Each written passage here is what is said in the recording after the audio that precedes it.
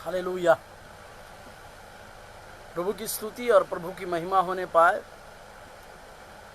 वचन इस तरह से कहती है, इसे यहोशू का किताब उसका 1 अध्याय का 4वां वाक्य इस तरह से लिखा है कि जैसे मैं मूसा के संग रहा वैसे मैं तेरे भी संग रहूंगा, मैं ना तुझे छोड़ूंगा और ना कभी त्यागूंगा। हालेलुया। प्रभु के पवित्र नाम की महिमा और स्तुति प्रशंसा होने पाए। और उसका 1 अध्याय का 8वां वाक्य अगर हम पढ़ते हैं तो उसमें लिखा हुआ है, हियाव बांध तेरा मन कच्चा ना हो, धीरज धर तेरा मन कच्चा ना हो, जहां जहां तू जाएगा वहां वहां तेरा परमेश्वर तेरे संग रहेगा। एक अद्भुत परमेश्वर को, एक हमसे प्रेम करने वाला, लगातार हमारे जीवन में नए नए कार्य करने वाले उस अद्भुत प्रेमी परमेश्वर को हम पाए।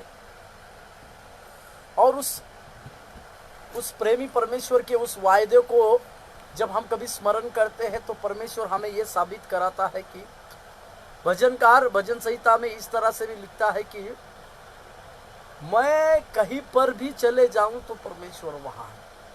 आइए हम इस सत्र में शुरू करने जाने से पहले अपने आंखों को बंद करें, कुछ लोगों का इंतजार करें और परमेश्वर के आज के इस, जैसे कि हम श्रृंखला में है, उस श्रृंखला को आगे बढ़ाएं। आइए अपने आंखों को बंद करें। Thank you yes Lord, hallelujah.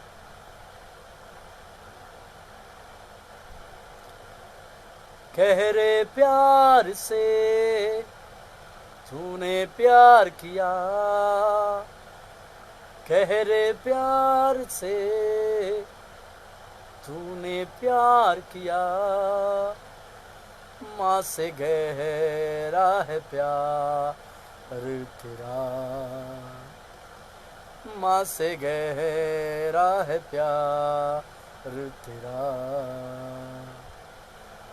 तू धन्य है, सर्वश्रेष्ठ है, तेरे जैसा नहीं और कोई।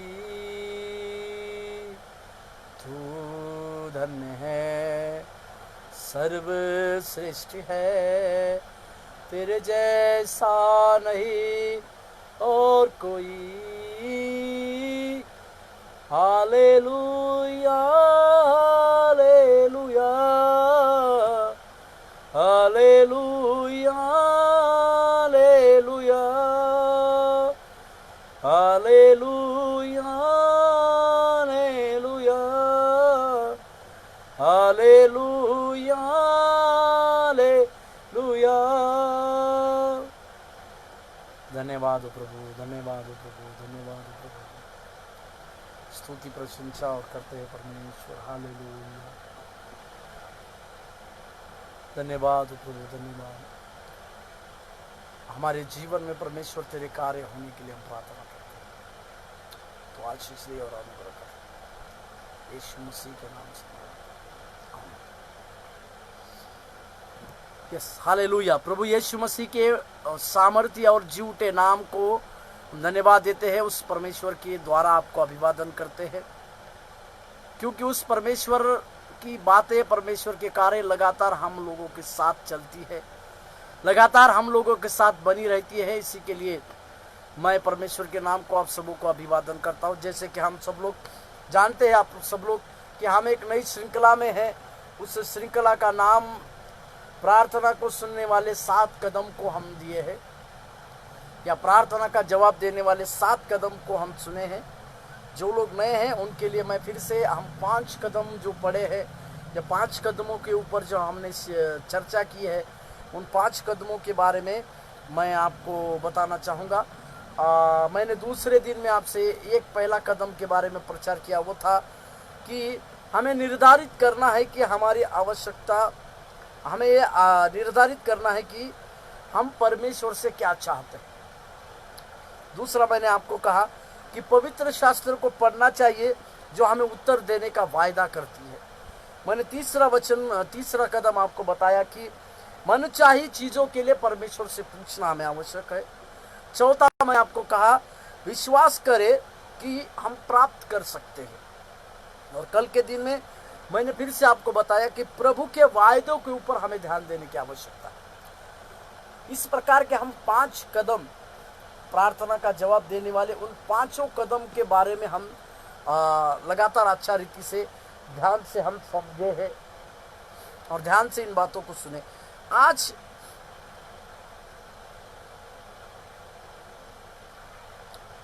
हम उसको 6वें कदम को इनकार करने को मना करें। इनकार करना या इनकार करने को हमारे जीवन से मना करना, इनकार करने के लिए मना करें, इस विषय के बारे में आज हम सीखेंगे। इनकार करना, मैं इसके बारे में बताता हूं, या डाउट या इनकार करना जो है, या नकारना भी हम इसको कह सकते हैं। कई प्रकार की प्रार्थनाओं को शत्रु भी सुनता है। जब आप और हम प्रार्थना में लगे रहते हैं, आप और मैं जब हम प्रार्थना करते हैं, तो हमारी प्रार्थना को परमेश्वर भी सुनता है और शत्रु भी सुनता है। पर जब ये शत्रु हमारी प्रार्थना को सुनता है, तो शत्रु हमारे मन में इस प्रकार का संदेह निर्माण करता है, इस प्रकार की शंका को डालता है, या इस प्रकार की इनकार करने की बातों को हमारे मन में डालता है कि तुम्हारी प्रार्थनाएं कभी सुनी नहीं जाएगी, या आपका ये प्रार्थना परमेश्वर सुन ही नहीं सकता। इस प्रकार के आपको अपने प्रार्थना को इनकार करने वाली बातें शत्रु की ओर से आपके मन में आने की संभावना है। तो मेरे प्रियो, मेरे प्रार्थना योद्धाओं, मेरे सहकर्मियों, मेरे सेवकगण, इसको देखने वाले मेरे सारे सेवकों, सारे मेरे लीडरों, मैं आप सब लोगों के जीवन में एक बात को और एक बार महसूस कराना चाहता हूं, बताना चाहता हूं। आप अपने जीवन में इसी चीज को इनकार करना है कि जो चीज परमेश्वर के लिए मैं मांग रहा हूं, उस चीज के ऊपर कभी संदेह नहीं करना है। दूसरा बात, इनकार नहीं करना है कि परमेश्वर क्या इस चीज को मुझे देगा या नहीं।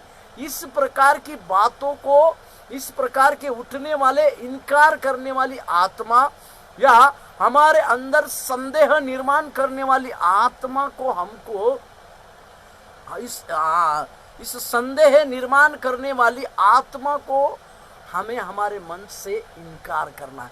मेरे साथ खोलिएगा याकूब का पत्री, उसका पहला अध्याय का उसका 7वां वाक्य मैं आपके लिए पढ़ता हूं। याकूब का पत्री, उसका पहला अध्याय का 7वां वाक्य। ऐसा मनुष्य यह न समझे कि मुझे प्रभु से कुछ मिलेगा। हालेलुया। इस 6वें वाक्य में अगर हम पढ़ेंगे तो उसको सफाई से हमें कुछ, पर विश्वास से मांगो और कुछ संदेह ना करो, क्योंकि संदेह करने वाला मनुष्य समुद्र की लहर के समान होता है, जो हवा से बहती और उछलती है। हालेलुया। प्रभु के पवित्र नाम की महिमा और प्रशंसा होने पर इसका अर्थ क्या है, इसका मतलब क्या है? इसका मतलब यह है कि हमें परमेश्वर से कुछ मिलेगा, या किस बात की अपेक्षा हम जो चाहिए परमेश्वर हमारे जीवन में देने के लिए सामर्थ्य है। पर जब कभी भी हमें कुछ मिलेगा इस प्रकार की अपेक्षा से, इस प्रकार की बातों से अगर हम परमेश्वर को मांगेंगे हमारी प्रार्थनाओं को, तो वो प्रार्थना हमारा काम नहीं करेगा। साथ ही मैंने कहा कि आपकी प्रार्थना शत्रु भी सुनता है, और शत्रु आपके मन में उस प्रार्थना के बारे में एक प्रकार के संदेह को डालता है। वो संदेह ये होता है कि ये प्रार्थना आपकी सुनी नहीं जाएगी, या देखो आपने इस प्रकार का प्रार्थना किया परंतु उसका विपरीत परिणाम हुआ। इस प्रकार के एक नहीं तो अनेक संदेह आपके मन में डाले जाएगा। या उदाहरण के लिए आप किसी के लिए चंगाई के लिए प्रार्थना कर रहे हैं, आपने विश्वास के साथ प्रार्थना किया, परंतु शत्रु आपके मन में इस प्रकार कोई संदेह डालता है कि तुम्हारी इस प्रार्थना से ये व्यक्ति चंगा नहीं होगा, या वही व्यक्ति आगे चलकर प्रभु ने उसको अपने पास लिया। तो इस प्रकार की संदेह की आत्मा, इस प्रकार की अपने प्रार्थना को इनकार करने वाली आत्मा शत्रु आपके मनों में डालता है कि तुमने जो प्रार्थना किया था वो ना केवल सुनी तो नहीं गई, परंतु उसकी प्रार्थना का जवाब उल्टा आया और वो व्यक्ति प्रभु के पास चला गया। इस प्रकार की सारी संदेह करने वाली आत्माएं, इस प्रकार के आपके जीवन को आपकी प्रार्थना को इनकार करने वाली आत्माएं, या आपके जीवन में लगातार लहरों के समान उठने वाले सारे संदेह को डालने वाली आत्माएं, इन सारी आत्माओं को जब हम प्रार्थना करते हैं, यीशु मसीह के लहू से बांध देने की आवश्यकता है। और एकदम फ्री होके मैं जो परमेश्वर को, जैसे हमने लगातार वचनों में देखा कि हमारे अंदर एक प्रकार का विश्वास होना चाहिए कि जिस चीज को मैं परमेश्वर के लिए मांगता हूं, वो चीज मेरा परमेश्वर मेरे अच्छे कार्यों के लिए जरूर देगा। इस प्रकार का विश्वास हमें होना चाहिए। मैं आपके लिए वो वचन पढ़ना चाहूंगा, याको लूका रचित सुसमाचार, जिसका हमने कल भी उस वचनों को पढ़ा, 11वां अध्याय, लूका रचित सुसमाचार उसका 11वां अध्याय, उसका 13वां वाक्य। इस वाक्य की घोषणा हमारे मनों में, हमारे विचारों में ज्यादा से ज्यादा रहने के बाद प्रभु हमें एक प्रकार, क्या है वचन, अतः तुम बुरे होकर अपने बच्चों को अच्छी वस्तु देना जानते हो, तो स्वर्गीय पिता मांगने वालों को पवित्र आत्मा क्यों न देगा।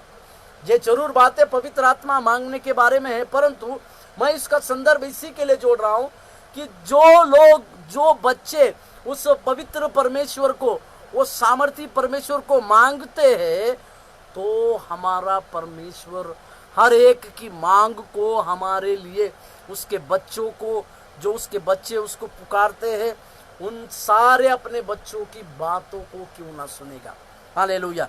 इस प्रकार का अहम विश्वास, इस प्रकार का पक्का विश्वास और इस प्रकार का बहुत ही सामर्थ्य भरा विश्वास हमारे अंदर रहने के बाद हमें परमेश्वर की सारी बातों को याद रखना चाहिए। मैं और एक बात को आपके लिए जोड़ देता हूं कि शत्रु जो है आपकी इस प्रकार की बातों को चुराने के लिए भी आ जाता है। जैसे वचन मैं आपके लिए पढ़ूं, मेरे साथ खोलिएगा 13 मत्ती रचित सुसमाचार, मत्ती रचित सुसमाचार उसका 13वां अध्याय,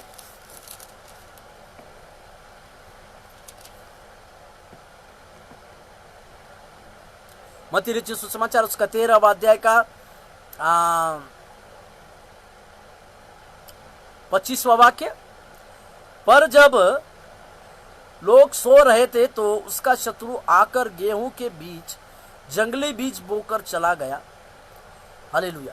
यहाँ जंगली बीज बोया गया सोने के समय पर बोलकर लिखा है। मैं उसी संदर्भ को आपको इस प्रकार से समझाना चाहता हूं कि आपके मन में संदेह निर्माण करना मतलब ये जंगली बीज जो है आपके मनों में बोया जाना है, या उस जंगली बीजों को आपके नाई में बोया जाना है, ताकि आपके अंदर एक लहरें उठे, या आपके अंदर संदेह की आत्मा उठे, या आपके अंदर एक नकारने वाली आत्मा उठे, ताकि आपकी प्रार्थना को अनसुनी हो। इस प्रकार का षड्यंत्र जो है शत्रु आदि से करते आया है। उत्पत्ति का 3रा अध्याय अगर हम पढ़ते हैं तो उसमें हमारे आदि के आदम और हव्वा को इस शत्रु ने एक संदेह करने की आत्मा को डाली। क्या संदेह करने की आत्मा थी, मैं आपको बताता हूं। जब परमेश्वर ने आदम से कहा था इस वाटिका के सारे प्रकार के फल को तुम खा सकते हो, परंतु जो जीवन और मृत्यु का फल, जीवन का फल देने वाला जो वृक्ष है उसको तुम नहीं खाना, उसके फल को नहीं खाना कहकर जब परमेश्वर ने कहा गया था, परमेश्वर ने उनको कहा था, परंतु दुष्ट शत्रु ने एक प्रकार की संदेह उनके मनों में डाला। वो किस प्रकार का संदेह है, मेरे साथ खोलिएगा उत्पत्ति का किताब उसका 3रा अध्याय और उसके पहले वाक्य में वो इस तरह से लिखता है, यहोवा परमेश्वर ने जितने बनेलू पशु बनाए थे उन सब में सर्प धूर्त था। सुनिए, उसने स्त्री से कहा, क्या सच है कि परमेश्वर ने कहा तुम इस वाटिका के किसी वृक्ष का फल खाना? क्या सच है? इसका मतलब उन हवा के बीच में हवा के मन में एक प्रकार का संदेह डालने वाला, एक प्रकार की इनकार करने वाली बातों को जो परमेश्वर ने उनको कहा गई थी, उनकी बातों को इनकार करने वाली बातों को संदेह डालने वाली आत्मा जो है उनके बीच में डालने की शत्रु की योजना शुरुआत से रही है। और वो शुरुआत से उसके बच्चों के जीवन में, उनके सेवकों के जीवन में, उनके सारे सेवकाई करने वाले लोगों के जीवन में एक प्रकार की संदेह की आत्मा को डालता है। जब कभी भी हम प्रार्थना करते हैं तो हमारे मन में इस प्रकार के संदेह आने के बाद, क्या मेरी ये प्रार्थना सुनी जाएगी, क्या प्रभु मेरे इस प्रार्थना का जवाब देगा, या मैं जो प्रार्थना कर रहा हूं परमेश्वर मान्य करेगा, या मेरी इस प्रार्थना के लिए परमेश्वर के पास क्या प्रयोजन है। इन सारी बातों को हमारे मन में प्रश्न के रूप में, सवालों के रूप में प्रभु शैतान जो है हमें संदेह डालता है। इस संदेह को, इस इनकार करने वाली बातों को हमें रद्द करने की आवश्यकता है। जब कभी भी हम परमेश्वर की ओर ताके, जब कभी भी हम परमेश्वर की ओर प्रार्थना करें, तो हमारे मन में ये सारी संदेह करने वाली या संदेह निर्माण करने वाली इन सारी आत्माओं को हमें बांधने की आवश्यकता है। और हमारे मन में एक प्रकार का सच्चाई आने की आवश्यकता है। हमारे मन में एक प्रकार का, एक परमेश्वर के प्रति उच्च कोटि का विश्वास होने की आवश्यकता है कि जो प्रार्थनाएं मैं परमेश्वर के लिए कर रहा हूं, वे सारी प्रार्थनाएं प्रभु मेरे लिए जरूर सुनेगा। इस प्रकार का विश्वास आपका और मुझका, मेरा होने की आवश्यकता है। जैसे शुरुआत में शत्रु की ये जो योजना थी, नए नियम में भी इस प्रकार की योजना नए कलीसिया के साथ भी शत्रु की रही है। मैं आपके लिए और एक वचन पढ़ देता हूं, दूसरा कुरिन्थियों का किताब, उसका दूसरा अध्याय का 10वां वाक्य। दूसरा कुरिन्थियों का किताब, उसका दूसरा अध्याय और 10वां वाक्य। 10वां वाक्य इस प्रकार से है, माफ कीजिएगा, दूसरा कुरिन्थियों की किताब, दूसरा अध्याय 11वां वाक्य, कि शैतान का हम पर दांव ना चले, क्योंकि हम उसकी युक्तियों से अनजान नहीं। इस संदेह करने वाली आत्मा को मैं शैतान की उस बातों को जोड़ रहा हूं, क्योंकि शैतान जो है हमारे ऊपर दांव चलाने की ताकत रखता है, और उसकी युक्तियां से हम अनजान ना हो बोलकर कुरिन्थियों की पत्री में पौलुस इस बातों के ऊपर जोर देता है कि शैतान की किसी भी चीजों को, शैतान के किसी भी युक्तियों से आप लोग अनजान ना हो बोलकर वो इस प्रकार की बातों से अपने कुरिन्थियों की कलीसिया को जानता है। क्योंकि पौलुस ने प्रकाशन पाया कि शुरुआत में आदम और हव्वा को बहकाने वाला, इनकार करने वाली आत्मा को अपने अंदर लागा कर, या उनके जीवन में संदेह डालकर, वो ये शत्रु ही की योजना थी कि वे उसके योजना, वो शत्रु की ही योजना थी कि परमेश्वर ने जो सिद्ध प्लान बनाया था, सिद्ध योजना आदम और हवा के लिए बनाई थी, उन सारी योजना को तोड़े। उनका जो वाचा जो था परमेश्वर के साथ, वो वाचा टूटे। उनकी जो आज्ञाकारिता थी, वो आज्ञाकारिता टूटे। इस प्रकार की योजना शत्रु ने शुरुआत में बनाई थी, उसमें वो सफल हो पाया, और उसी योजना को लेकर लगातार वो चलते आता है। वचन में इस तरह से भी बतलाया गया है कि आदम बहकाया ना गया, परंतु हव्वा, वो जो कमजोर पात्र था, वो बहकाई गई। इसी के लिए आप और हम उस शत्रु के हमारे मन में आने वाले उस संदेह की बातों को समझने की आवश्यकता है। मैं यीशु मसीह के उस चेले के भी बताना चाहूंगा जो यीशु मसीह के साथ रहा।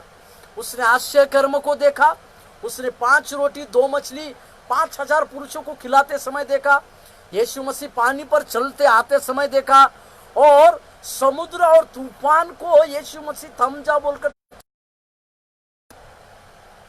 और यीशु मसीह के सारी बातों को भी उसने समझते हुए देखा। परंतु उसका विश्वास जो है उस प्रकार का रहा जिसको वो संदेह करने वाली आत्मा के साथ जीता था। उसका चेले का नाम था थोमा। उस थोमा के बारे में इस प्रकार से लिखा है, संदेह करने वाला व्यक्ति, संदेह करने वाला व्यक्ति इस प्रकार की बातों को बार बार कहते हैं। मेरे साथ उसके लिए मैं एक वचन को पढ़ूंगा आपको, 11वां अध्याय और 16वां वाक्य, यूहन्ना रचित सुसमाचार 11वां अध्याय का 16वां वाक्य। तब थोमा ने, जो दिदुमुस कहलाता है, अपने साथी चेलों से कहा, आओ हम भी उसके साथ मरने को चले। यीशु मसीह कह रहे हैं कि हमें वो लाजर को जीवित करने के लिए जाना है, वो जो लाजरस मर गया है उसको उठाने के लिए जाना है। परंतु यही व्यक्ति थोमा जो संदेह करता था, वो संदेह करने वाला व्यक्ति, वो ये कहता है कि हम भी उसके साथ मरने को चले। इसका मतलब क्या है कि थोमा जो है हमेशा परमेश्वर की बातों को संदेह करता था। और हम लोग जानते हैं कि यीशु मसीह जी उठने के बाद भी उसने इस प्रकार का संदेह किया कि मैं यीशु को उसके बंजर में जहाँ भाला मारा था, उसमें जो कीले गए थे, उसमें उंगली जो जब तक नहीं डालूंगा तब तक मैं ये विश्वास नहीं करूंगा। मेरे प्रियो, आज भी कई एक प्रकार के सेवकों के अंदर इस प्रकार की इनकार करने वाली आत्मा काम करती है। इस प्रकार के कई एक सेवकों के अंदर, कई एक लोगों के अंदर इस प्रकार के परमेश्वर के ऊपर अविश्वास रखने वाली आत्मा काम करती है। मेरे सेवक गणों, मैं आपसे चाहता हूं, परमेश्वर सर्वसिद्ध प्रभु है। वो आपके जीवन की हर एक बातों को अच्छी तरह से जानता है। वो आपके जीवन की हर एक कमी घटी को पूरी करना जानता है। इसी के लिए उस सर्वसिद्ध परमेश्वर के ऊपर आप एक बहुत बड़ा विश्वास बनाकर कार्य करने की आवश्यकता। मैं आपके लिए और एक वचन पढ़ना चाहूंगा, याकूब का पत्री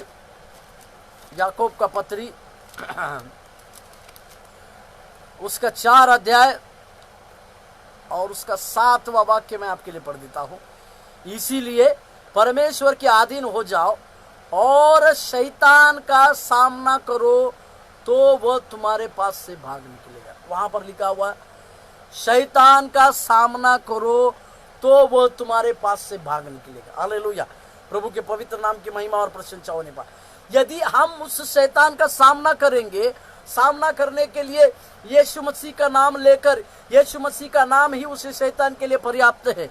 यदि हम लोग उस यीशु मसीह के नाम को परिधान करके केवल शैतान का सामना करने के लिए खड़े भी रहेंगे, तो शैतान तुम्हारे पास से भाग जाएगा। हालेलुया,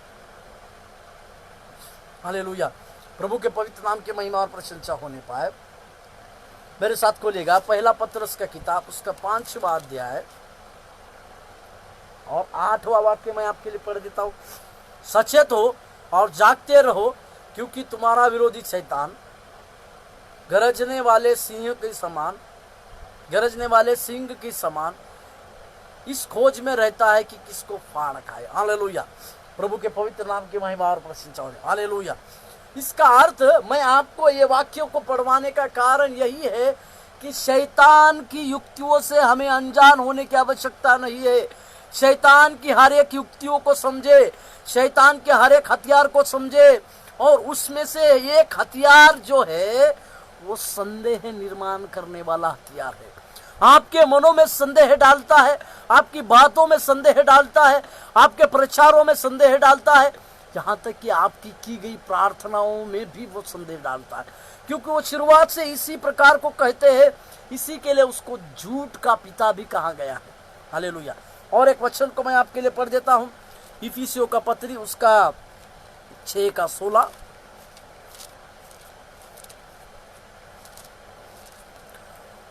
उसमें इसीलिए प्रभु में और उसकी शक्ति के प्रभाव में बलवंत होते जाओ।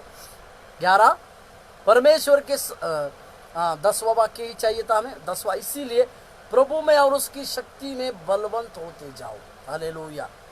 11 वाक्य में, परमेश्वर के सारे हथियार बांध लो कि तुम शैतान की युक्तियों के सामने खड़े रह सको।